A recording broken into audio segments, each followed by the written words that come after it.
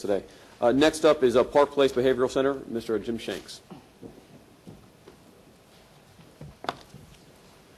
Good afternoon, and thank you for being here. Good afternoon, Chair and members of delegation. My name is Suzan, and I'm for incorporation of Poinciana to a municipal government. Legislators, what would it take for us to come to a common ground to get your support to allow the residents of Poinciana to vote on this issue? Poinciana as a community have collected signatures for their support on the incorporation and have submitted same to Representative La Rosa during one of our meetings at the Palmetto Elementary School on 2014. According to the Municipal Home Rule Power Act, Chapters 165 to 166, Florida statute, Poinciana have met these standards required that the area to be incorporated and resubmitted our corrected feasible study with all 5 questions answered. Municipalities were created to perform additional service and provide additional service, like what you heard before. We were arguing about the county roads, ditches, and all that. That is, and many more. For the benefits of the 48,000 residents in Poinciana, which APV could not provide. I am very thankful for what our forefathers have fought and spoke for you and I, and we should be inspired to renew what has been done, handed down to us by those who came before us, and built for those who came after us. Instead, some are inspired by developers, lobbyists, influenced with money and power. Such greed has no beginning or end. It consumes and grows, which eventually destroy one's sense of moral and dignity. To my opinion, such money and power is not your success, but theirs. And what becomes of you without their support? Failure. Thank you, Chair and members of the delegation, for your opinion to share my opinion.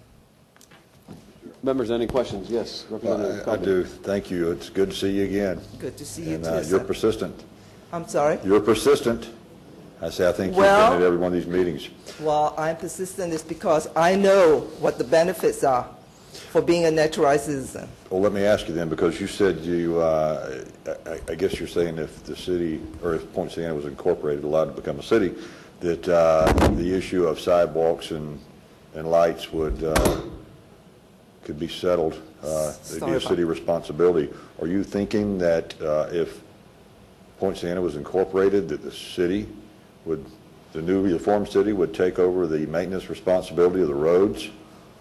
There will be a discussion between the county and us, and so in this way, the Osceola County Commissioner do not have to fund that with the money funded through many revenues from where we get from the taxes, and so on and so forth. Well, I'd love to help you and others who are interested in this, but from the top of my bald head to the bottom of my feet, I believe that it will cost considerably more to live in the Poinciana area if this happens. There's just no other way around it. And if I disagree with you on that, sir.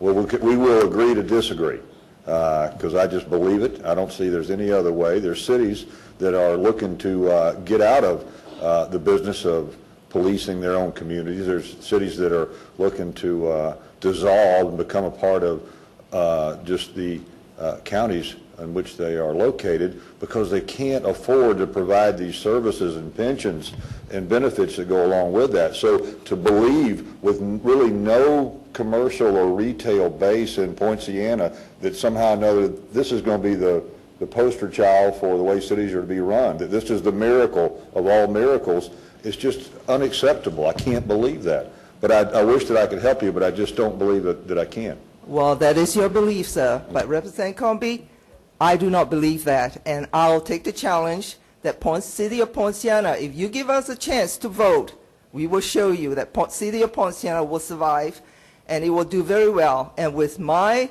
state license as a real estate and community associate manager, I know how to manage the area. Okay, sir? Members, thank you. Next up, in reference to education, is Dee Stevens.